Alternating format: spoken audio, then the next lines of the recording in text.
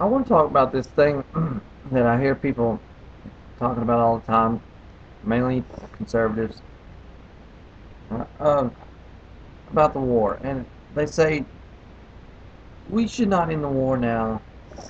And I'll be posting soon my conversation that I have with Paleocrat on Paleo Radio about, this whole issue of whether or not we should be considering all the time, kind of debunking this myth that we're in it.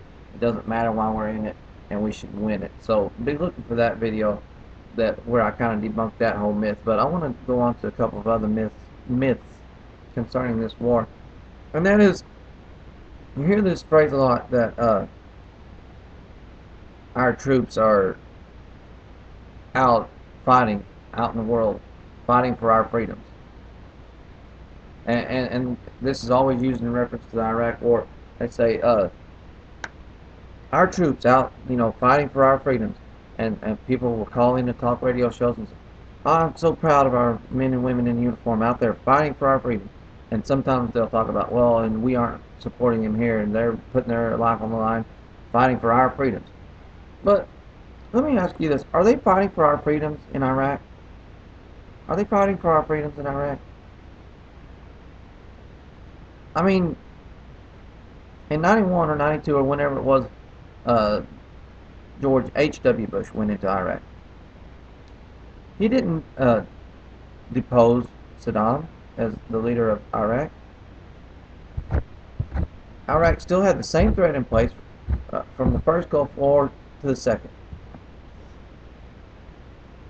Did Americans lose any freedoms?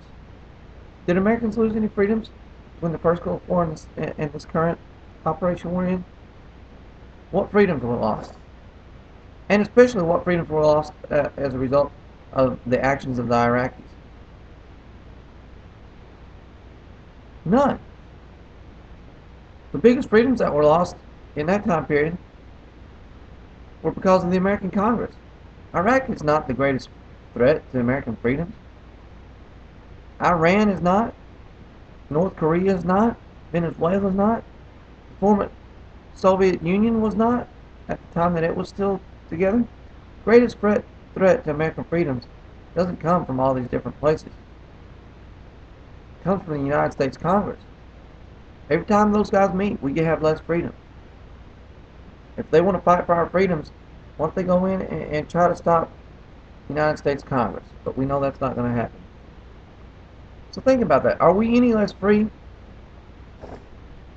If we brought people out of Germany, out of Japan, out of Korea, out of Vietnam, out of the African countries that we're in, out of Bosnia, out of Herzegovina where we still have troops, out of the Philippines where we still have troops, would we have any less freedoms? No, of course not. We wouldn't have any less freedoms. It's ridiculous. So yeah, I'll support our troops when they're out fighting for our freedoms and protecting our freedoms. But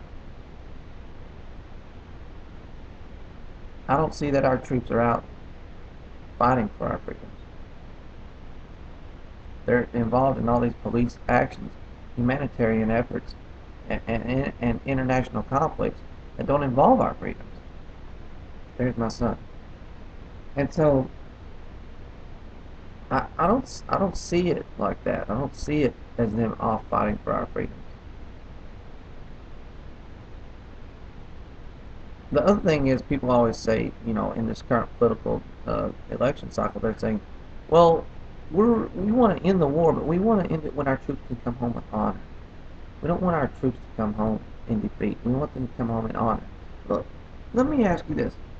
If we had another Pearl Harbor style attack on the United States today, and Japan declared war against us,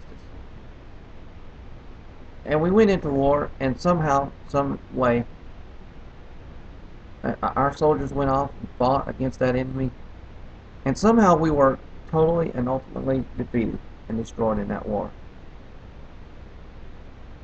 Would our troops come home without honor?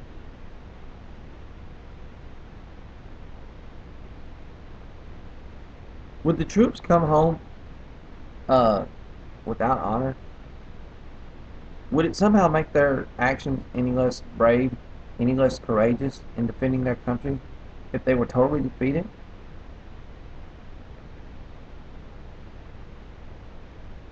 If another country were to come over here and take us over and totally defeat our army, and were to eventually let uh, you know, the surrendered units of our military be released back to civilian population, would they come home without honor? No. An ultimate defeat, even in ultimate defeat, our troops are going to come home in honor, because they're courageous and they're brave young men.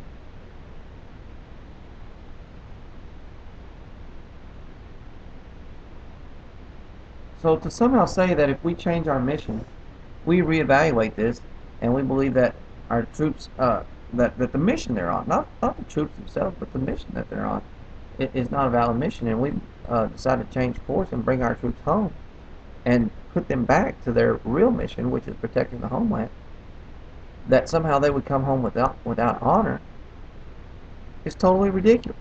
And to suggest so, is egregious.